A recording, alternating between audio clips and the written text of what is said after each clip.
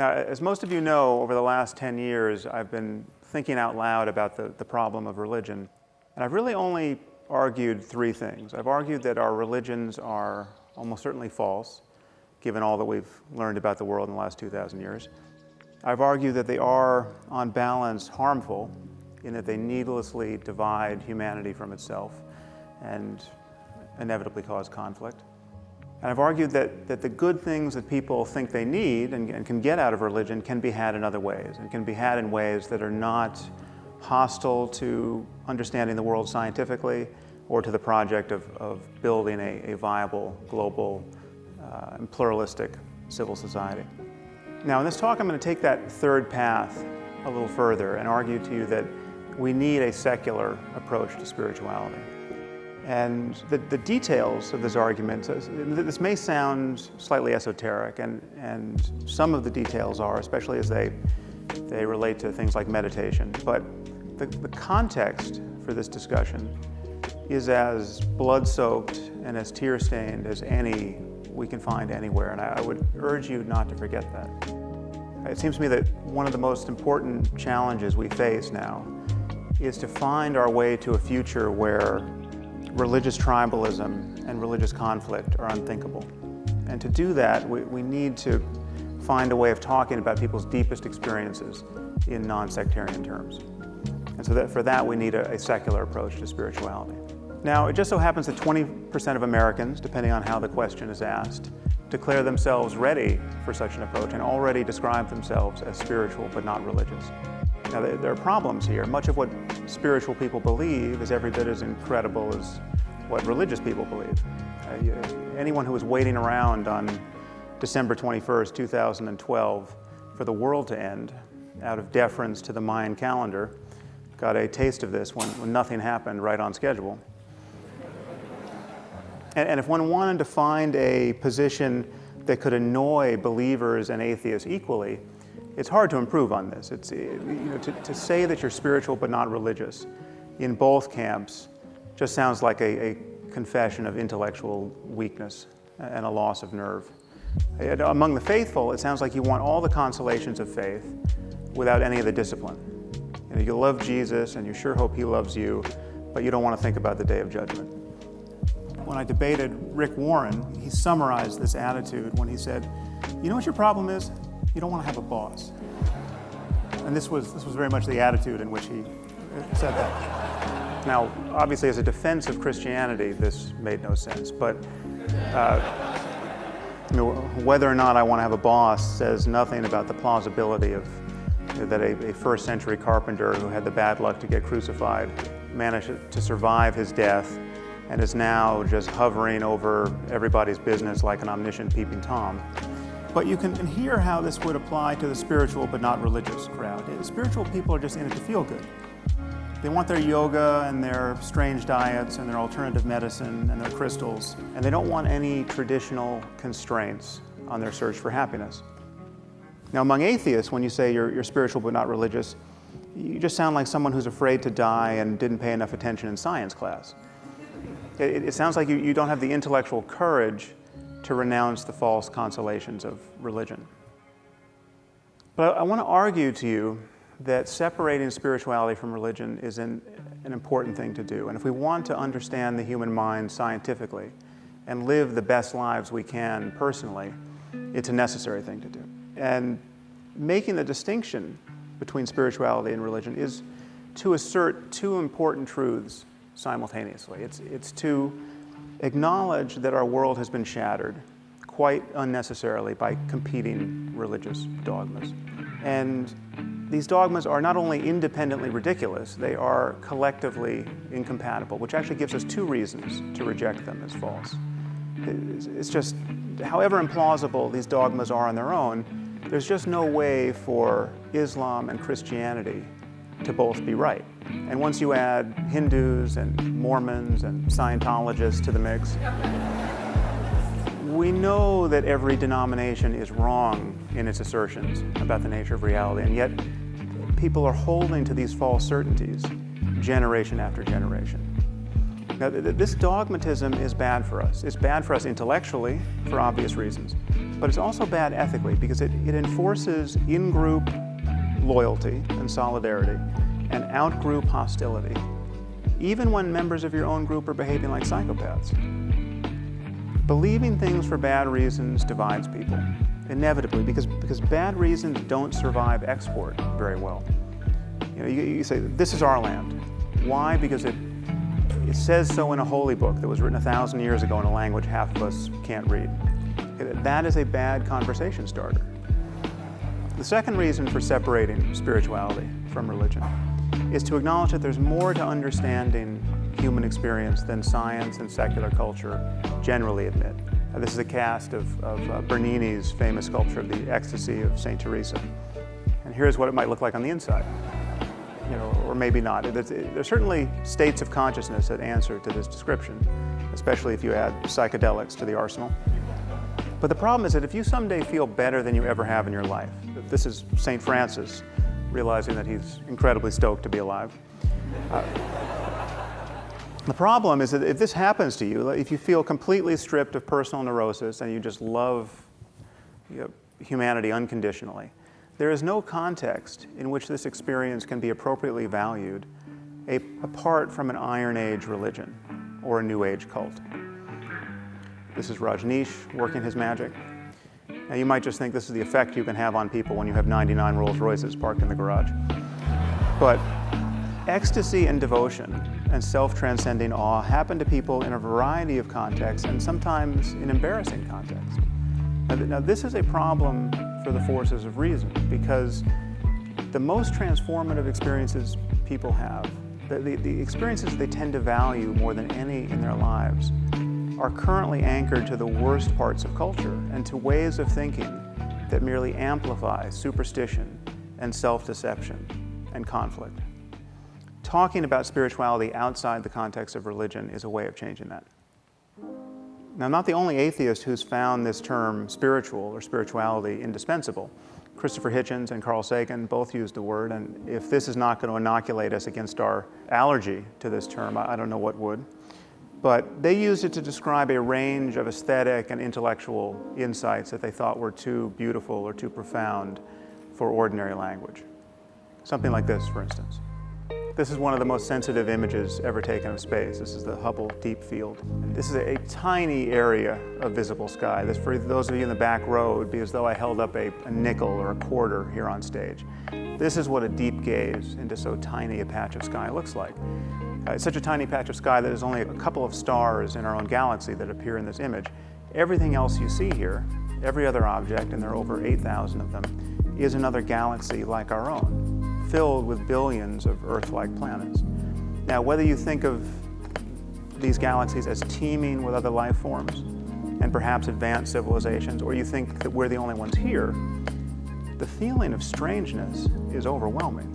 It's hard to know which of those truths would be stranger, but there's no question that if you spend any amount of time contemplating this image, it delivers a more profound and beautiful context to our existence than any offered by the Bible or any other ancient book. Now, we can use the term spiritual to signify this kind of beauty and profundity, but there's something a little misleading about that because it leaves out other experiences and insights. And these experiences have nothing in principle to do with thinking about the universe or our place within it. Now, in this talk and in my book, I use the term spiritual and spirituality to describe ways in which we can deliberately investigate and transform our experience in the present moment and come to understand some durable truths about the nature of human consciousness. There's a sense in which everything that appears in consciousness, everything, even the most ordinary thing, is as profound and as beautiful and as mysterious as that vision of deep space and time. In fact, the most ordinary experience of being awake and aware in the present moment, the feeling of just being you, sitting in your seat, is as deep a scientific mystery as we have, rivaled only by the mystery of why there's a universe in the first place. And the reality of consciousness is much more relevant to your experience than cosmology is, because here we're talking about the very substance of experience itself. The fact that the universe is illuminated where you sit The fact that your thoughts and moods and sensations have a qualitative character is a mystery.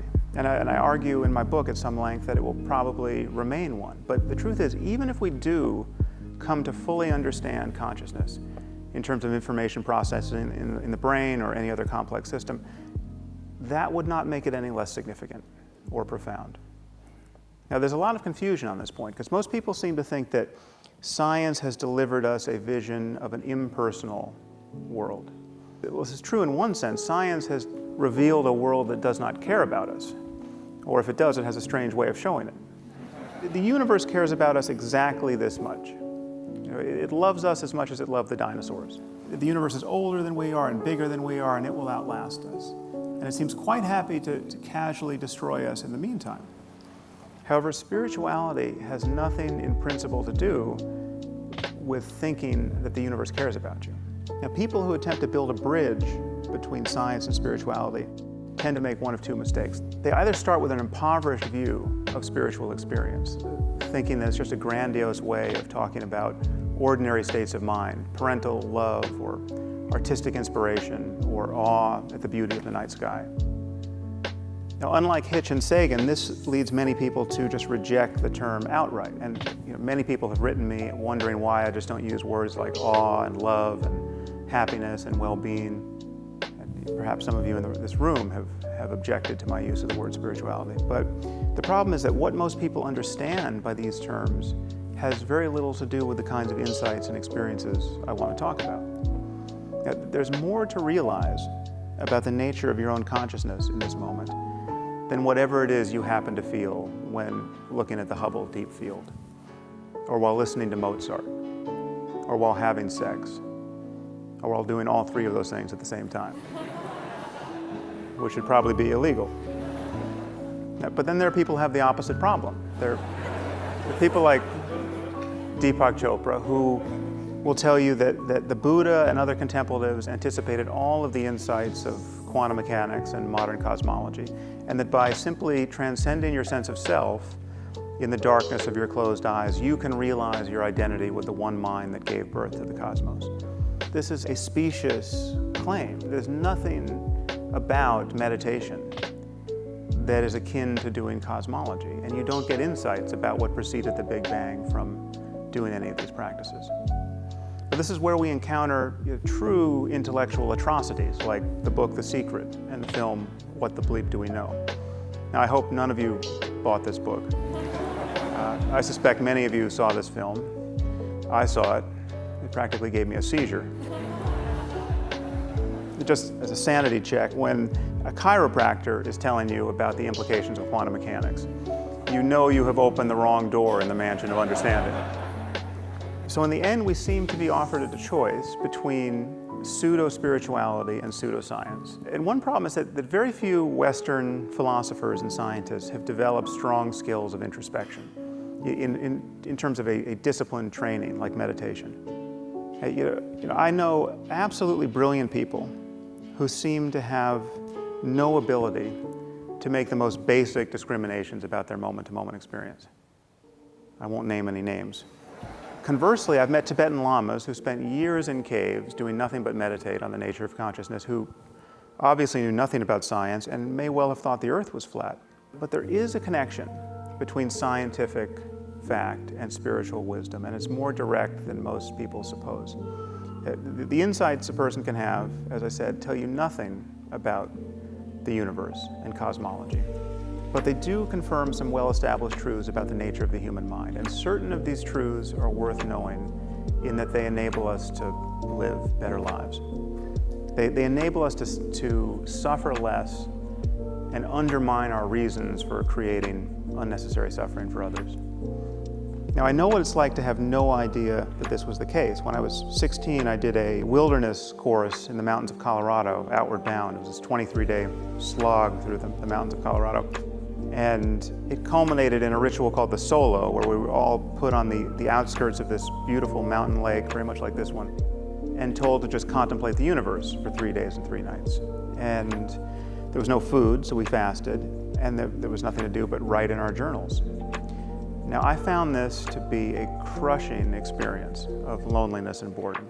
And in my journal, I just made lists of foods I was planning to eat when I returned to civilization. And when I found that other people on this trip came off their solos feeling transformed by the experience, most of the people were 10 years older than I was at the time, I didn't know what to make of this. And if you had told me that I would one day spend months in conditions like this voluntarily, I would have thought you were completely insane. But I then went on to study with a variety of monks and lamas and yogis and other contemplatives, and spent about a year and a half or so on silent retreat, practicing various techniques of meditation. And when you do this, you discover that you have certain habits of mind that keep you blind to features of your experience that you really ought to know about. And the principal habit is spending every waking moment lost in thought. Now, we need to think, to form beliefs about the world, to plan, to reason, to do almost anything else that makes us human. Thinking is the foundation of every social relationship and every cultural institution, and obviously it's the foundation of science. So thinking is not the problem. But thinking without knowing that you're thinking is a problem. It gives rise to the illusion that you have a separate self living inside your head. The first thing to recognize is just how incessant this process is. So let's try a little experiment. See if you can stop thinking for just 1 minute. Now you can pay attention to the breath, or you can just watch the numbers change on this clock, but do your best not to let your mind wander in thought, even for an instant. All right, let's try that again. I couldn't even hear myself think with all the thinking that was going on in this room. Let's try 15 seconds. Okay, just imagine that your life depends on this. Okay, you could probably hold your hand in fire for that long if you had to. Okay, just try not to think about anything for 15 seconds.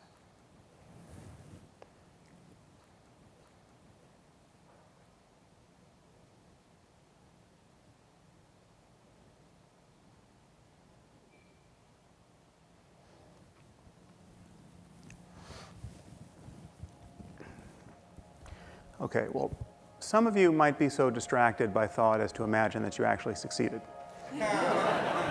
This is a very common phenomenon. In the beginning, when you're learning to meditate, people think they can stay on the object of meditation, whether it's the breath or a mantra or a candle flame, for minutes at a time. And then after days or weeks of intensive practice, they say that their mind is carried away every few seconds. Now, this is actually progress. It takes a certain amount of concentration to realize how distracted you are. Now, this is a remarkable fact about the human mind, where we are capable of astonishing feats of creativity and insight. We can endure almost any torment, but it is not within our power to simply stop talking to ourselves for a full minute, whatever the stakes. We spend our lives lost in thought. And the question is, what should we make of this fact? Now, in the West, the answer has been not much. Okay? In the East, especially in a contemplative tradition like those found in Buddhism, it's understood that thinking without knowing that you're thinking is a principal source of human suffering. Now, this fact should be of interest to everyone, because life is difficult, in case you hadn't noticed. I mean, we're not living in Syria now, and we can be thankful for that, but our minds are such as to make even lives of privilege very difficult. I mean, I don't know about you, but my days are filled with emergencies. You know, just putting sunblock on my daughter before she goes to school. You know, if I could call in the Navy SEALs to help me with that, I would. Our minds are not often our friends. It's amazing how much stress arises in even a totally ordinary and well-ordered life. And the center of this problem is the illusion of self that we call I. Now, what does it mean to say the self is an illusion? We use this term self in a variety of ways, and sometimes we use it to refer to the whole person. You know, the self is your body and every feature of your mind, your autobiographical memory, your emotions, your powers of cognition. Okay, that's not the self that is an illusion. I'm not saying that people don't exist. Am I really standing here on stage at this moment talking to you? Yes, I really am. Okay. Am I also riding a bicycle through the streets of London at this moment? Not that I can tell. So it makes sense to talk about me as a discrete person in the world. There's no problem with that. But we use this term self in another way. We use it to refer to the sense that almost all of us have, that we are subjects of our experience. We don't feel identical to our bodies. We feel like we have bodies. We feel like we're passengers in these bodies in a way. We feel like we're riding around in our heads as subjects, as thinkers of thoughts and experiencers of experience. We feel like we're appropriating our experience in each moment. We don't feel identical to our experience. You know, as you sit there, you undoubtedly feel that you're behind your eyes now in a way that you're not behind your knees. You know, your knees are down there. They're your property in a way. And if they hurt, you're worried. And if they don't, you're not. But we feel that we're subjects. We feel that we're in the head, behind the eyes, and that we are, in some strange sense, kind of pulling the levers and gears of this vehicle that is our bodies.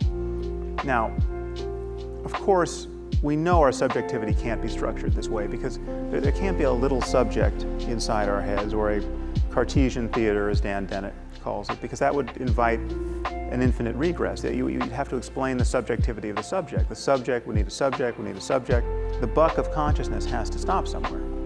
We also know that neuroanatomically it makes no sense. There's no place in the brain for your ego to be hiding. There's no place anatomically where it all comes together.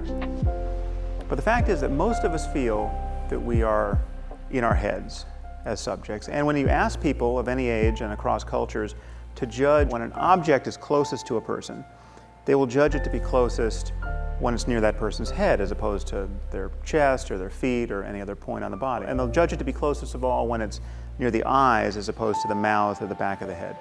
This is data from Paul Bloom at Yale and along with his colleagues. But this feeling of being a self does not survive scrutiny, which is to say that if you look closely enough at it, the feeling will disappear. And this experience of self-transcendence is the center of what I'm calling spirituality. And it really is a profound tool for the alleviation of psychological suffering. Now, in arguing for the importance of a secular spirituality, I'm arguing that disciplined introspection is an indispensable means of discovery. Now, this may sound a little strange because from a scientific point of view, we know that reality exceeds our potential awareness of it. The science is in the business of understanding things objectively in third-person terms. And so how is introspection an important part of this process? I want to take a few minutes to describe and explain to you why consciousness is unique and why consciousness can't be understood purely as a matter of third-person phenomenon in terms of brains and their states, for instance.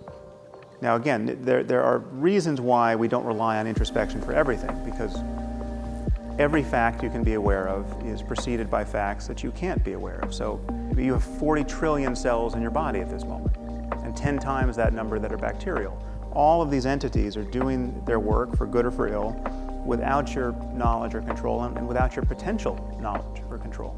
Most of our internal organs may as well not exist for all we know of them directly. This is a cartoon of a human pancreas. Do I have a pancreas? I don't know. I hope so. Just search your experience at this moment. Are you aware of having a pancreas? How aware could you be? Unless you have pancreatitis and are in pain, you'd have to be clairvoyant to know anything about your pancreas. I mean, who's crazier, someone who goes into a police station offering to find a missing person with her psychic powers, or someone who claims to be consciously aware of the workings of her pancreas? It's probably a toss-up.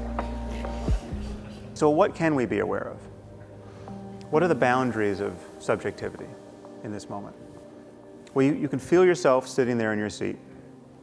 You hear the sound of my voice. You see the light and color and shadow of this room.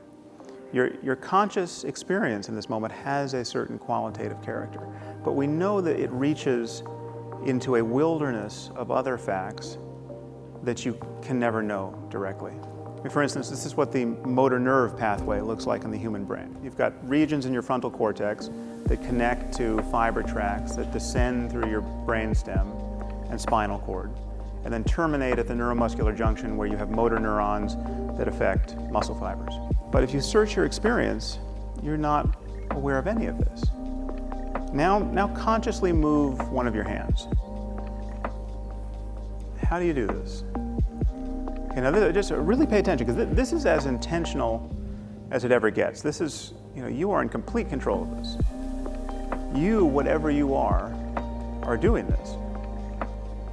But when you look for what underwrites this behavior, neurotransmitters, muscle fibers, you can't feel or see a thing. And how do you initiate it? And how do you stop it? It's very difficult to say. The truth is, none of us has a clue. And yet, there's clearly some internal signature we're reading by which we can discriminate volitional from involuntary behavior. Otherwise, everything would seem involuntary. Now, it's hard to say what this feeling consists of, but it's surely something that there's some signature in consciousness. Otherwise, everything would be completely confusing. There'd be no feeling of agency.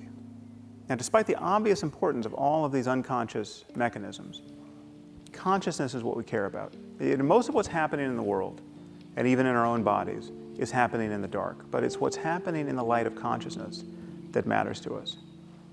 In terms of our lived experience, we are simply consciousness and its contents. Now, it's very easy to get confused about this because scientists and philosophers spend a lot of time trying to understand consciousness in third-person terms, in terms of brain processing, for instance.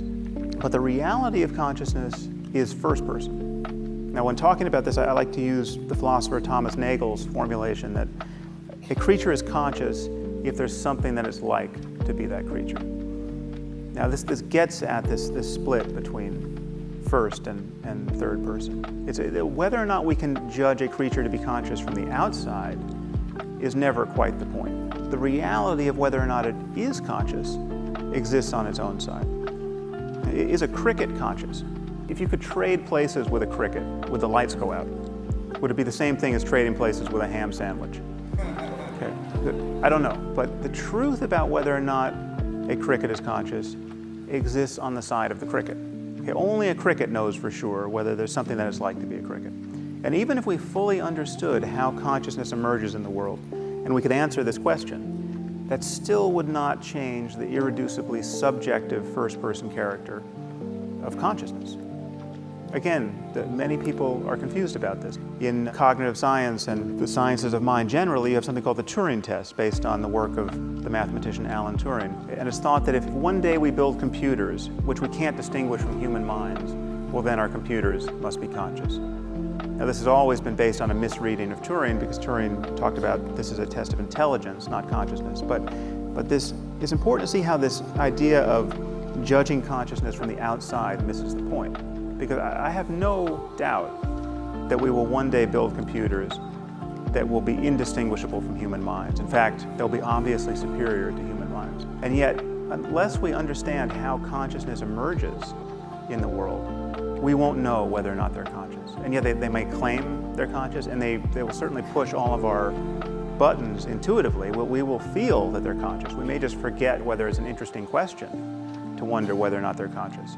But we will, in fact, not know if they're conscious. And conversely, there are obviously systems that are conscious that don't pass the Turing test, where we can't judge that this creature or this system is having an experience from the outside. I know someone who underwent a surgery under general anesthetic, and he woke up in the middle of the surgery. But because of the paralytic component of the anesthesia, he couldn't signal to the doctors or nurses that he was awake and feeling rather more of the procedure than he cared to. And this was inconvenient, to say the least, because they were in the process of replacing his liver. Okay, so if you think that the important part of consciousness is its link to speech and behavior, just spare a moment to contemplate the problem of anesthesia awareness. It's the cure for 100 years of bad philosophy. The truth is, there is nothing about a physical brain as a physical system that suggests the reality of consciousness. There's nothing from the outside that indicates that there's something that it's like to be that collection of cells. If we were not already brimming with consciousness ourselves, we would find no evidence for it in the universe, and we would have no inkling about the kinds of states it can give rise to. And to say that consciousness may only seem to exist, as certain philosophers and scientists have done in the past, is to admit its existence in full. If things seem any way at all, that is consciousness. You could be a brain in a vat at this moment. All your memories are false. All your perceptions are of a world that does not exist. You're confused about absolutely everything. But the fact that you're having an experience at this moment is indisputable to you, which is all that any sentient creature requires to fully establish the reality of consciousness. But consciousness is the one thing in this universe that cannot be an illusion. Let me say that again. Consciousness is the one thing in this universe, including the universe, that cannot be an illusion. So there need be nothing deflationary about the intrusion of science and secular philosophy into our lives. Consciousness is the very substance of our existence, whatever its relationship to the physical world. And fully understanding how it emerges based on unconscious complexity will not change that. But to understand human experience in terms of brain states, for instance, we must correlate changes in the brain with changes in consciousness. But the cash value of these correlations are the changes in consciousness. So this is a study comparing the experience of having happy memories with some control condition. Now, but the happiness of these memories is defined in terms of the experience of having them. If these memories were making people angry, this experiment wouldn't make any sense. So we're always in the game of correlating first-person reports, what it's like to be you, with third-person changes in the brain. So we're never going to be able to say, or so I argue, as Francis Crick once did, you're nothing but a pack of neurons.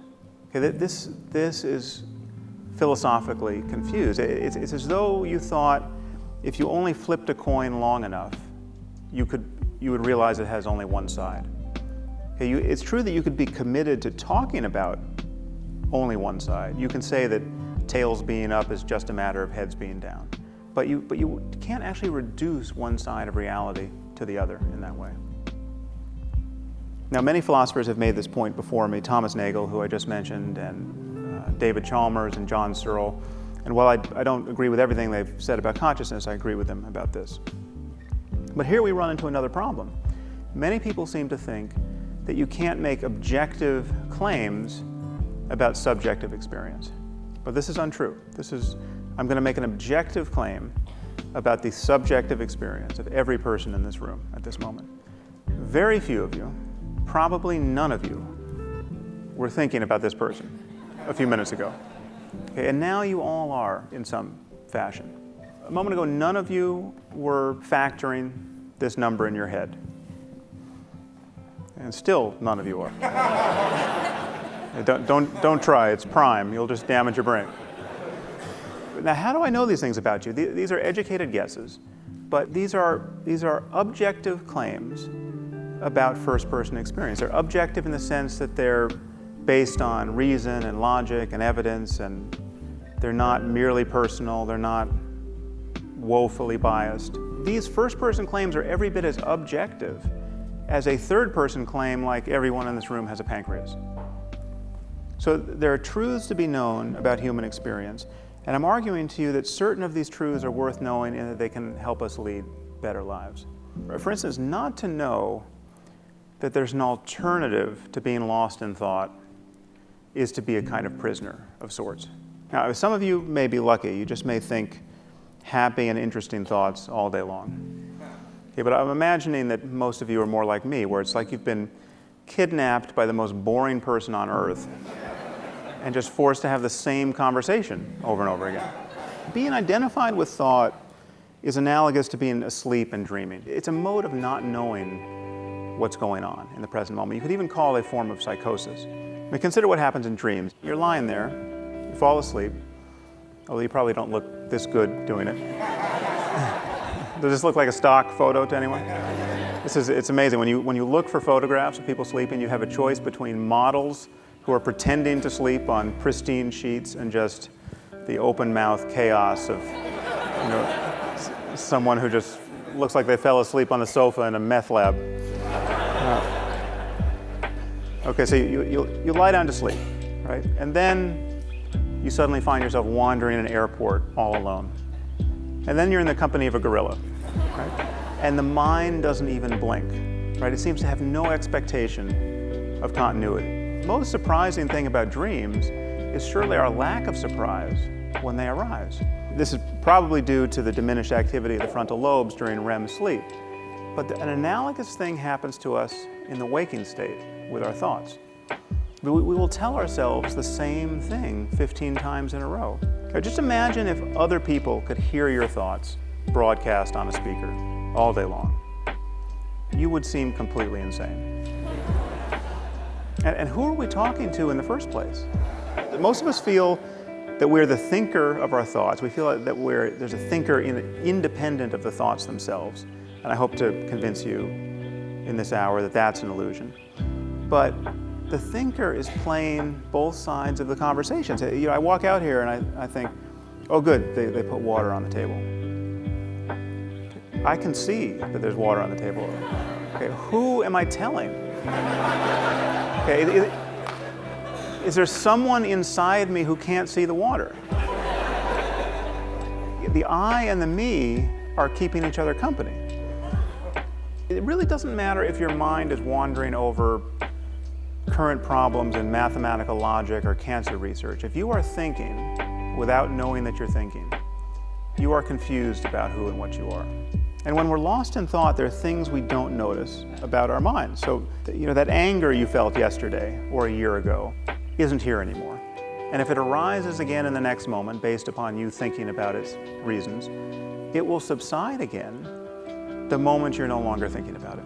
And this can be a profoundly liberating truth to understand about the nature of the mind. To understand it deeply really does change your life.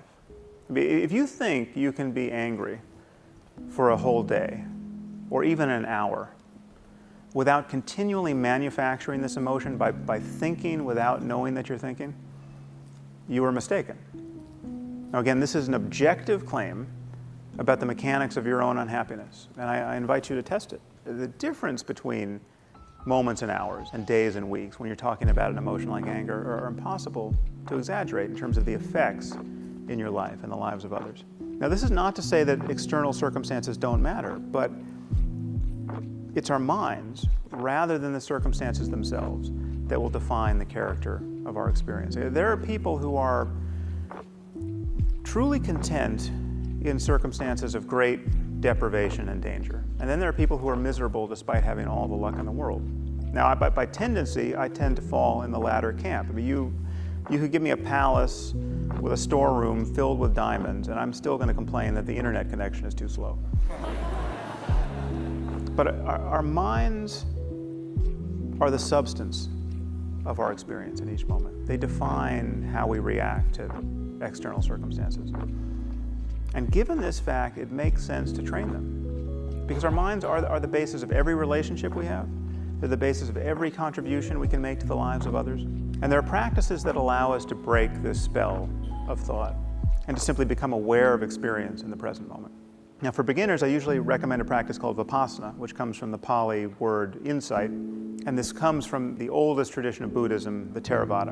And the type of attention you train in this practice is called mindfulness. And mindfulness is now very well subscribed. It's being talked about in a wide range of contexts. It's very much in vogue, and this has a certain liability to it because it's often presented as just a glorified version of an executive stress ball. It's just one tool you want in the toolkit to be a better CEO or kind of optimize various aspects of your life. And there's in fact nothing wrong with using it that way, but mindfulness is actually more like the Large Hadron Collider. It's a tool for making some fundamental discoveries, in this case about the nature of our minds. Now, there's nothing spooky about mindfulness. Mindfulness is simply a state of clear and undistracted and ultimately unconceptual attention to the contents of the present moment, whether it's pleasant or unpleasant. And it's been shown to have a wide range of effects on perception and emotion and attention and cognition. And then these are correlated with both functional and structural changes in our brains. Now, this field of research is quickly growing, and some of these studies are very well run and some aren't. But there seems to be a lot of data at this point that this practice is generally good for us. So let's try it for a few minutes. Just take a moment and get more comfortable in your seat. You might want to sit up straighter. And then you can close your eyes and just feel the weight of your body and just feel gravity settling you into your seat. And then gradually become aware of the process of breathing. Just feel the breath wherever you feel it most distinctly, either at the tip of the nose or the rising and falling of your abdomen. Now, it doesn't matter whether the breath is deep or shallow. You don't have to try to control it. This is an exercise of attention, not a breathing exercise. And every time your mind wanders into thought, just gently bring it back to the raw sensation of breathing.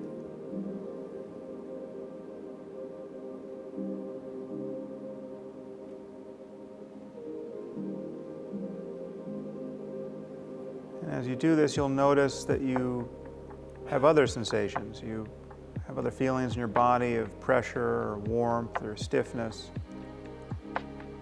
You hear sounds. Just notice all these things too. Just let your mind be the space in which the sensations in the body, the sounds in the room, just appear spontaneously.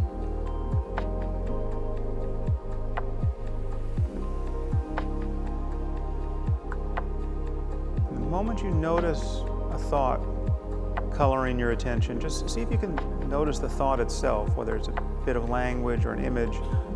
Watch it disappear and then come back to the sensation of breathing or to sounds or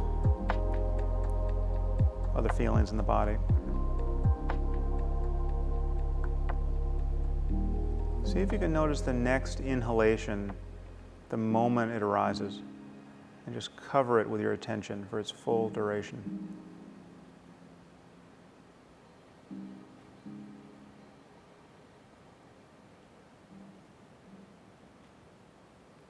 See if you can notice the next sound the moment it impinges on your eardrum.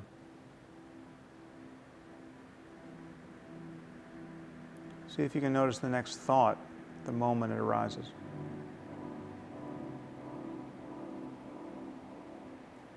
Okay, so now you can open your eyes. There's a few things I'd like to point out about this exercise. There's nothing passive about mindfulness. You could even say that it expresses a certain kind of passion, a passion for accurately discerning what is subjectively real in each moment. Being mindful is not a matter of thinking more clearly about the nature of experience. It's a matter of experiencing more clearly, including the arising of thoughts themselves.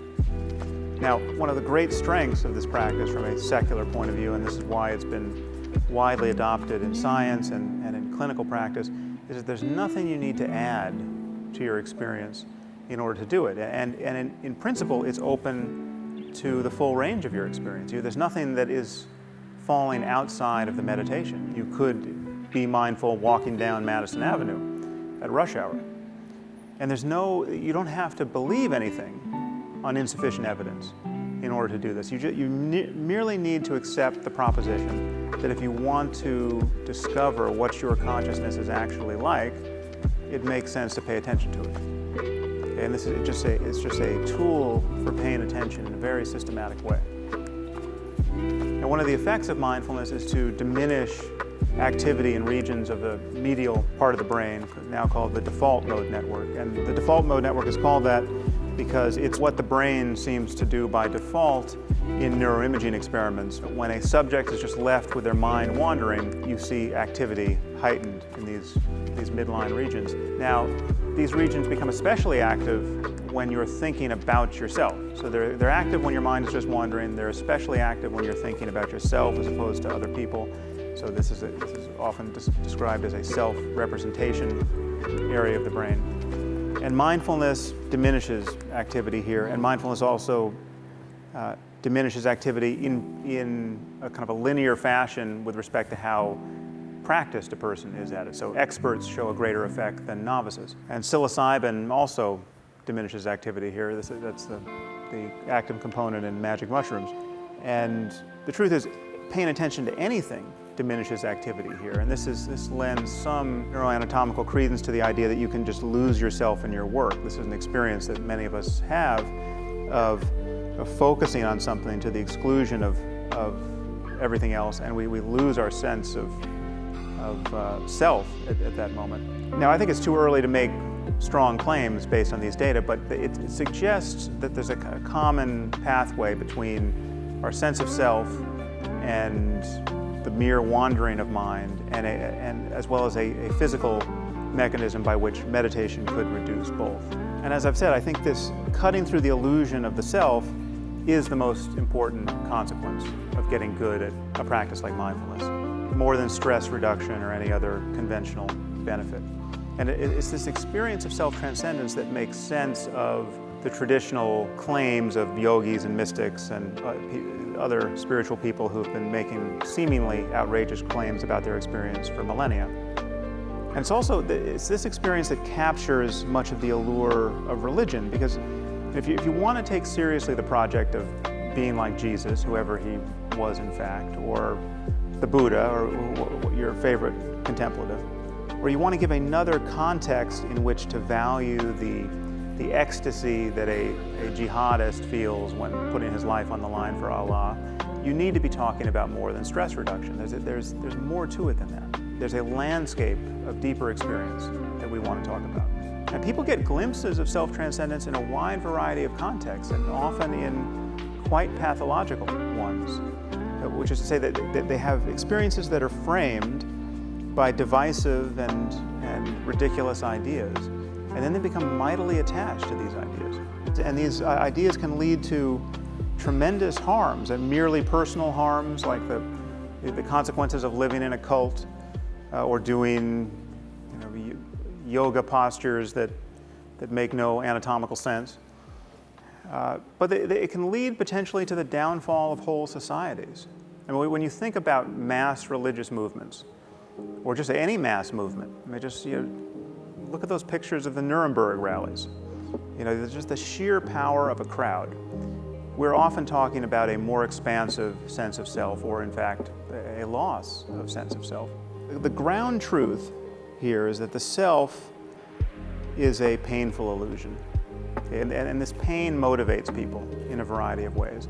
And when they find this pain assuaged, in the context of dangerous and divisive ideas, these ideas become the center of their lives. And these ideas become something that they're willing very often to die for, or to have their children die for. But the truth is, we can talk about these transformative experiences, in particular the experience of self-transcendence, in a context that is non-sectarian, and very much in the context of science. Now, there are logical and scientific reasons to accept what I'm saying about the illusoriness of the self, but cutting through this illusion is not a matter of understanding these reasons.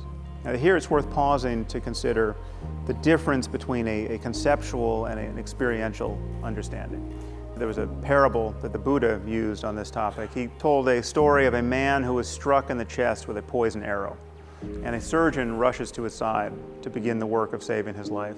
But the man resists. He first wants to know the name of the Fletcher who fashioned the arrow's shaft, and the genus of wood from which it was cut, and the disposition of the man who shot it, and the breed of horse upon which he rode, and 1,000 other things that have no relevance to his present suffering or his ultimate survival. There's a misunderstanding of his predicament. I mean, the man had to get his priorities straight, and we too have a problem for which more thinking is not the answer. The feeling that we call I, the ego, is what it feels like to be thinking without knowing that you're thinking. And the ego is a burden. It's a burden to everyone who has one. Even when things are good, just think about the experience of pride, for instance. How good is that? You've all felt this. You've done something good, and then you've been praised for it in high places. And you know the feeling. There's just some part of your mind that's just lapping it up with its little cat's tongue. Okay, how good does that feel? I mean, this is the same part of you that's always terrified, that's always comparing yourself to other people. It's always poised to be miserable.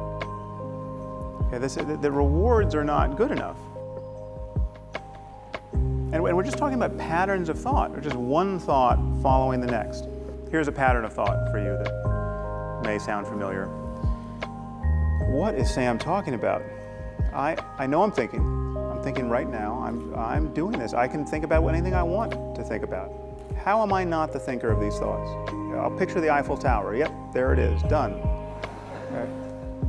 These tickets cost a fortune. What the hell is going on here? This is how the knot of self is tied. Okay, it's not enough to know in the abstract that you're thinking every moment of the day. It's not enough to think about thinking. You have to break this spell. You have to be able to observe what consciousness is like between thoughts, which is prior to the arising of the next one. It's the identification with thought, the feeling that this next piece of language that comes through your mind is you. The experience of having your consciousness trimmed down by this automaticity, that is what gives rise to the feeling of self. And we have to be able to pay attention closely enough to intuit what the character of consciousness is like prior to this identification. And consciousness does not feel like a self. What we're calling ourselves, this feeling of being in the head, a locus of consciousness, a subject, is itself an appearance in consciousness. That's how, in fact, we feel it. Consciousness is prior to it, and therefore free of it in principle. And selflessness is not a deep feature of consciousness. It's right on the surface. And yet people can spend years, even seasoned meditators can spend years not discovering this.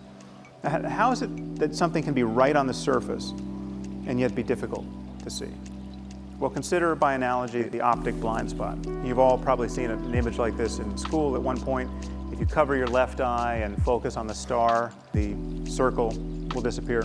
Now, obviously, most people in human history did not know anything about the optic blind spot, and most of us who know about it go for decades without noticing it.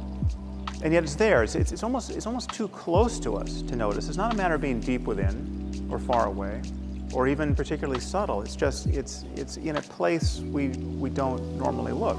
Now, the absence of self is also there to be noticed.